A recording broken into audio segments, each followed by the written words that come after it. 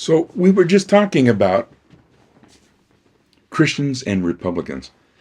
How can a Christian be a Republican?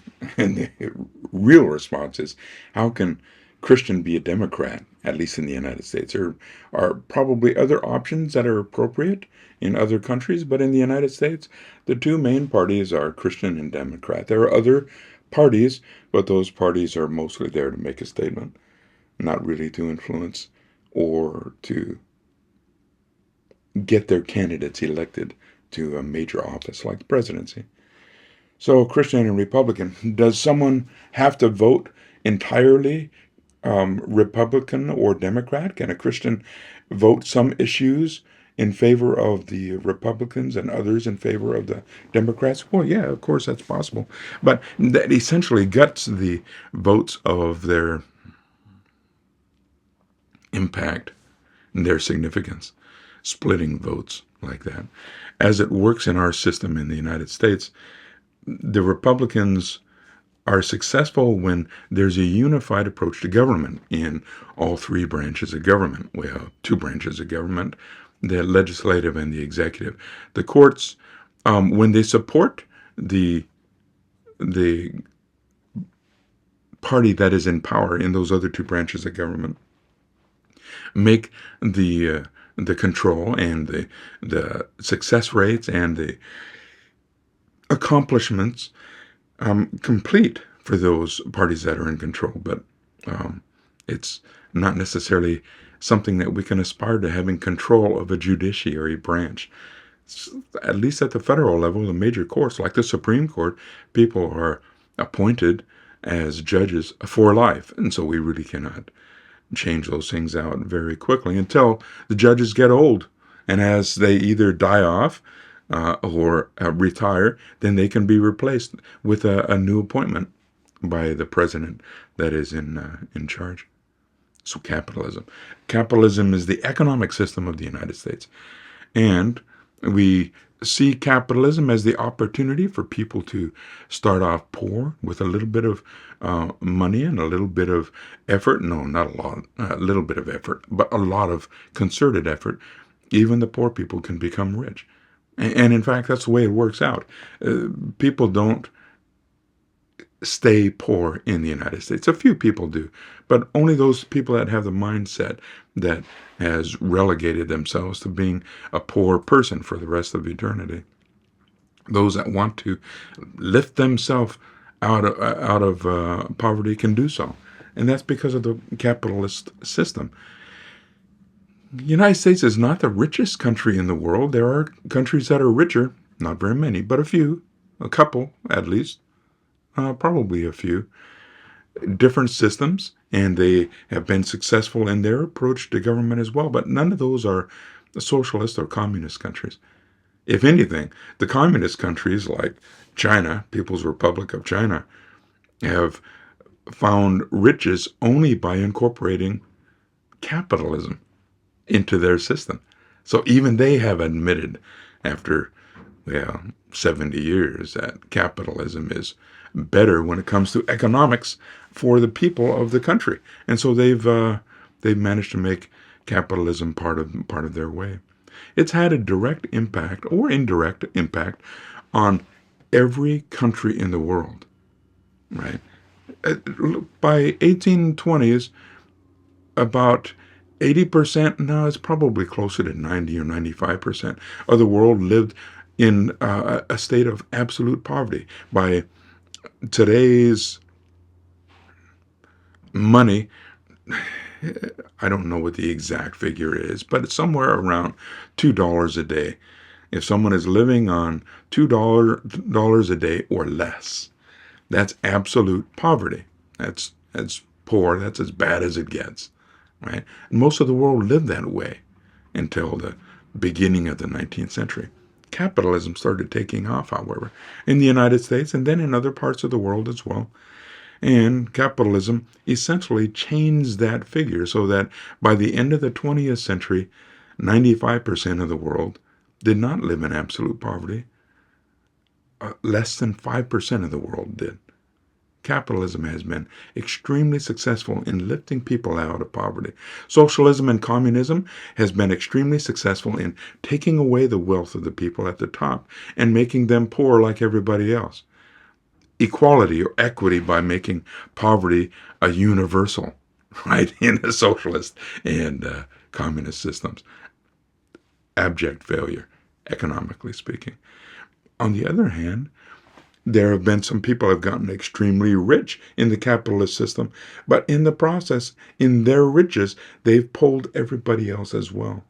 So that even the poor in capitalist systems are generally richer than, well, middle class in every other system that runs in the world.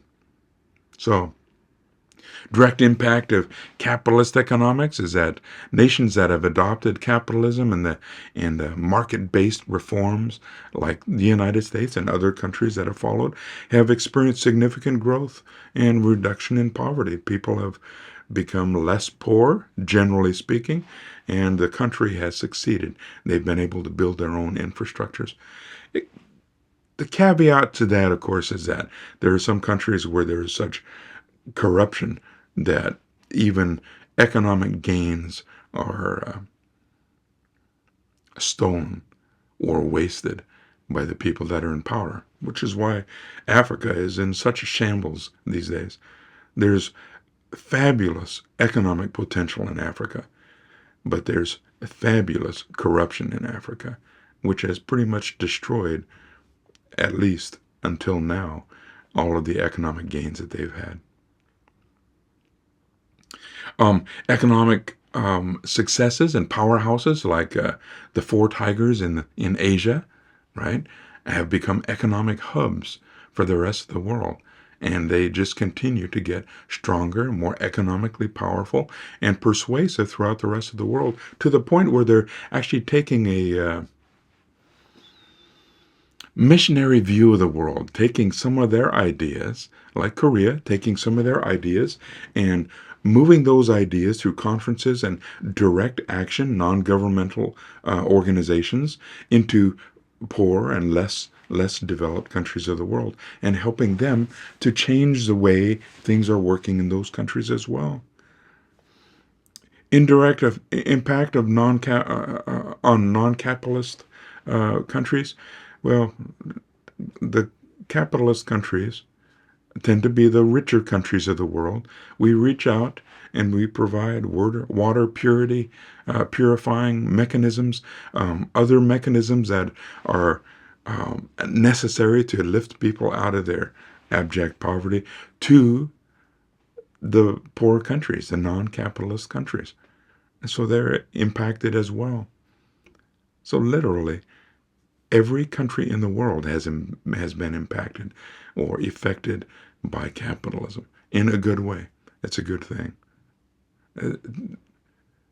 Through foreign investment and technological diffusion, you can go to Africa, those countries I was just talking about, and find a handphone, a smartphone, a cell phone, usually a smartphone, in the hands of even the poorest people in Africa. Economic, technological diffusion of the ideas that come out of capitalist countries. Notice that this handphone, this smartphone, was not created by a government entity. It was created by a private entity, capitalist. Capitalist market forces have allowed for technology to flourish, to grow. Transformation of non-capitalist countries. Many previously socialist or otherwise countries have given up on their socialist or communist ways, recognizing that having the government in control of everything is not necessarily a good thing. Should the government be able to tell you what kind of toothpaste you use in the morning? Of course not. Somebody who's in government thousands of miles away or even hundreds of miles away, anybody that's outside of my bathroom, for instance, is not best suited to tell me what kind of toothpaste I should use, right? They don't need to be in our shorts. Big government is not a good idea. Government efficiency, well, we've kind of talked about that a little bit. Government is the least efficient. Give $1 to government and ask them to give it to the rest of the world, they might give a nickel of that dollar to the rest of the world. 95% or 95 cents of that dollar is going to go to their administrative costs, keeping themselves alive. They're inefficient. If you want efficient use of your money, give directly. Or use non-governmental organizations or charity organizations that are associated with your faith, Christian organizations, right? Catholic charities. It's really quite amazing. We'll talk more about that later. The world has become more globally, economically interdependent. So, as we've gotten interdependence, people have been confronted in non-capitalist countries. They've been confronted directly with the difference that capitalism has made in other countries. And they themselves are seeing that they need to make changes and step away from socialist systems into a more market-driven system themselves. Capitalism is not a bad thing. It's not a hallmark for greedy industrialists to take over the world. It's an opportunity for everybody to participate in the economic life of the world. So, capitalism's effects on reducing poverty have extended directly or indirectly to everywhere in the world. And it continues to be the way of the world now. So, is that a Christian thing? Is capitalism a Christian thing? Yeah, absolutely. Because we want things to be better for everybody in the world. Christianity and capitalism go together. Christianity and socialism do not. And we'll talk about more reasons for the reasons that those do not go together in the next video. I'll talk to you later.